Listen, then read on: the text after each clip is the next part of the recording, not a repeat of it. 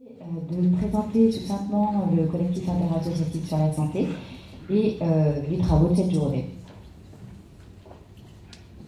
Alors je vais vous présenter succinctement. Pour les travaux, si ça ne vous embête pas, je vous laisserai présenter. Le CISPACA, collectif interassociatif sur la santé, regroupe trois types de structures, les associations de malades, les associations familiales et tout ce qui relève aussi de la consommation. On s'est créé en 2008 et on était le 20e CIS régional à se créer. Maintenant, il y en a 22, les 22 régions sont couvertes. Le CIS national a été créé en 1996, Nicolas Brun qui est là, a été un des fondateurs.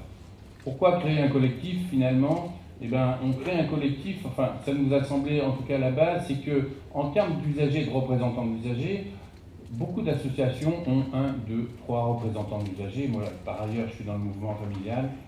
Et effectivement, par exemple, une ADMR du département 04, elle va avoir 4 représentants d'usagers. Et un représentant, à la base, non formé, non informé, qui ne connaît pas comment fonctionne un hôpital, par exemple, quelles sont ses limites, ses droits, ses devoirs, etc., ça ne nous semble pas très intéressant et pas aller dans le bon sens. Donc du coup, le collectif aussi, fondamentalement, il a cette base-là, c'est-à-dire que dès le début, on a créé un groupe de formation, et là, depuis 4 ans, effectivement, on avance énormément on a structuré, Philippe Oria est le référent formation, Frédéric Aiguin qui est là, qui est formateur. On travaille beaucoup avec le CIS national, qui nous met à disposition des formateurs et des formations. Donc ça a été une des bases du CIS.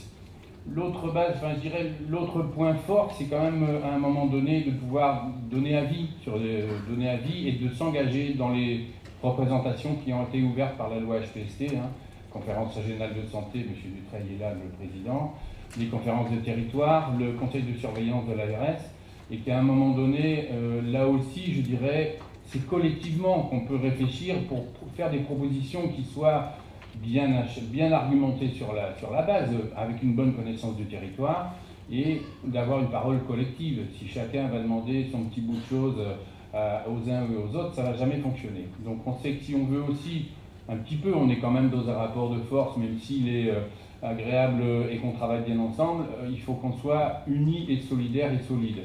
Donc l'idée aussi du CISPACA, c'est ça, et donc à un moment donné, de construire ensemble les demandes, les prises de position qu'on va avoir et de nous informer, parce que en fait finalement aujourd'hui je ne suis pas trop là pour parler, même si je le fais un peu, je suis surtout là pour écouter.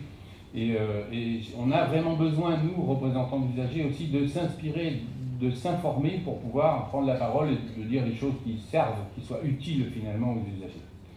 Voilà, au collectif, c'est vrai que je peux le dire quand même en PACA, on a une bonne équipe qui s'entend très bien et très interchangeable.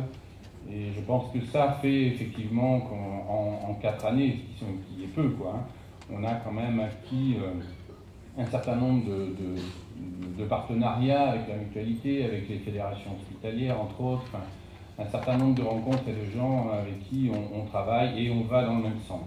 Voilà.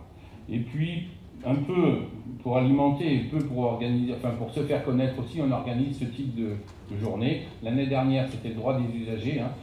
Et cette année, la prévention. Pourquoi? Parce que quand même, à la conférence régionale de santé et d'autonomie, en tout cas ces 2 commissions-là sont présidées par des représentants d'usagers. Donc il nous a semblé aussi pas inintéressant, voire plus que ça, même intéressant, qu'à un moment donné, on puisse rassembler dans une salle des gens qui connaissent les sujets, que ce soit le droit des usagers ou la prévention, et qu'on puisse nous écouter pour réinjecter un petit peu, je dirais, en CRSA, pour nous pouvoir porter cette parole. La prévention pour nous, un dernier mot, la prévention pour nous c'est majeur et premier aussi. C'est vraiment un des sujets, même si les sujets d'avenir seront plutôt maison de santé pour répondre à l'offre de soins, le e-santé et l'éducation thérapeutique. Voilà, on sent qu'il y a un peu des sujets qui se dégagent. L'université des patients en est preneur sur le principe, donc après effectivement c'est tout à travailler. Mais la prévention, voilà, vaut mieux prévenir que guérir. Je pense que là, ça a vraiment tout son sens, y compris même, alors c'est économique bien évidemment, mais c'est aussi dans la chair des gens, dans les difficultés familiales. Une maladie, c'est jamais anodin, et donc tout ce qu'on peut prévenir, c'est quand même formidable. Voilà.